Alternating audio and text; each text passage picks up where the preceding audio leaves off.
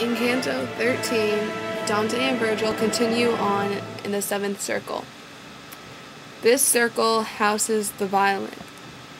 Its entry is guarded by the Minotaur, and it is divided into 3 rings. The outer ring houses the violent against people and property, who, like Mike talked about the other day in his Canto presentation, are immersed in a river of boiling blood, left to commensurate with their sins. On the inner ring of Circle 7, the violent against God, the violent against nature, and the violent against art are housed.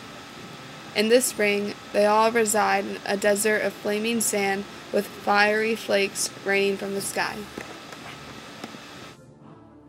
Now, in Canto 13, Dante and Virgil are in the middle ring. In this ring are the suicides, who are transformed into thorny bushes and trees. They are torn at by the harpies. The harpies are pictured in the picture you're seeing now, and the harpies are foul creatures with the head of a woman and a body of a bird. They are perched in the suicide trees. When Virgil teaches Dante about the suicides, Dante feels compassion for them because they got to the point in their life where they felt that the best thing for them was to end their own life. And this touches Dante emotionally. While Dante thinks that this punishment for the suicides is unfair, I believe that this punishment is very fair and they deserve it. Although I understand that life does get very difficult at times, and sometimes it may seem that the whole world is against you, you should never take your own life. By taking your life, you are killing a human being, and that is murder. Murder is going against God and His creation. And if you take any human being's life, I think that you deserve to be tortured in the inferno because you are directly going against God's teachings and His commandments. Something interesting about the suicides is that they will not be bodily resurrected after the final judgment. Instead, they will maintain their bushy form with their own corpses hanging from the limbs of the trees. The reason that the suicides will not be bodily resurrected after the final judgment is because they will not reunite fully with their body, since they got rid of them so willingly in the first place. The suicides not being able to ever be reunited with their humanly body again is also part of their punishment for committing suicide in the first place. A Christian allusion in Canto 13 takes place with the suicides and their punishment. When a speech about how the trees will be treated in the final judgment occurs, it was obvious how Dante was alluding back to Jesus' time when Jesus talked about the final judgment and how each person is likely to be judged. The suicides are automatically classed as sinners without exception, and they will never get their body back, because since they discarded it in the first place, they are therefore getting their wish of not having their body and are forced to live forever in the inferno without their body.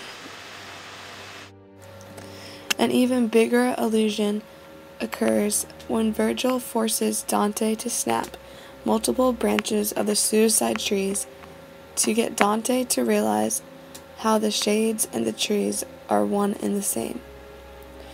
Virgil alludes back to the bleeding bush from Aeneid. The bush, in this case of Aeneid, was Polydorus, who was a young Trojan prince sent by his father to the kingdom of Thrace when Troy was seized by the Greeks. Polydorus arrived to the kingdom of Thrace with a large amount of gold, and the king of Thrace, who was in charge of caring for Troy, murdered Polydorus and took all of his money. Aeneas later discovered Polydorus's unburied body when he dug up 3 leafy branches to serve as a cover for a sacrificial altar.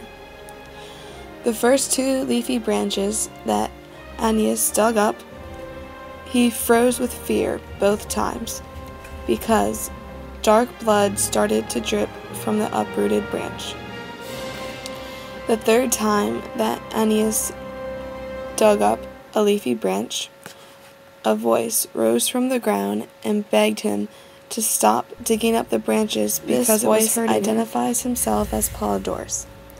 Polydorus explains how the branches that Aeneas pulls at were once spears thrown into him, and that the spears eventually took the form of branches, a part of Polydorus's body. Thomas Aquinas even warned back in his time that suicide violates the natural law of self-preservation, harms the community at large, and takes over God's disposition of life and death.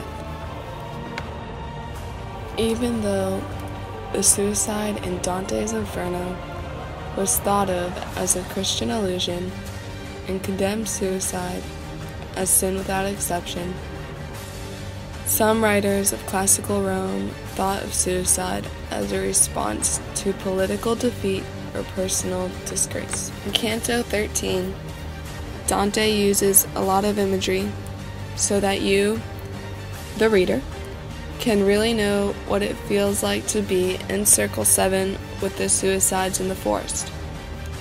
If you open your books to page 120 and go down to lines 40 through 45, you will see an example of some of this imagery.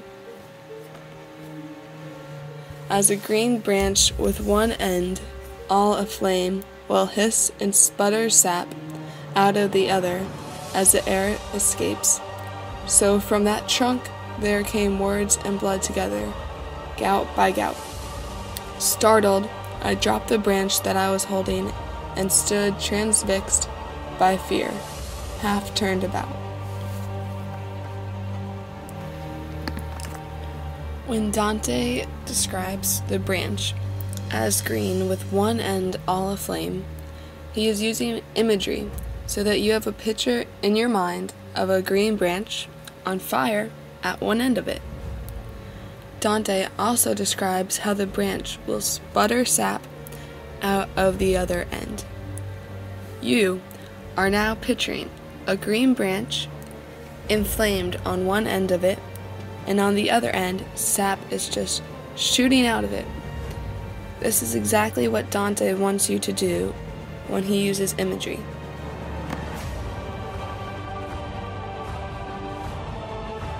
One specific quote that stuck out to me was one at the very end of Canto 13. If you turn your pages to 124 and look on lines 151 to 152, you will find it. I am one who has no tale to tell. I made myself a gibbet of my own lintel.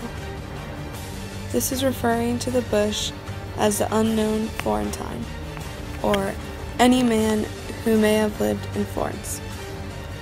I find this quote to be very sad, and I feel pity for the men this is true for.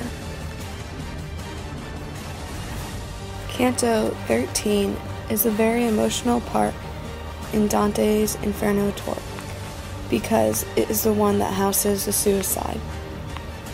Dante learns a lot about how to live his life in a more productive way, because even though most think of suicide as just killing oneself, suicide in the Inferno is also referring to the people who just wasted away their lives doing nothing.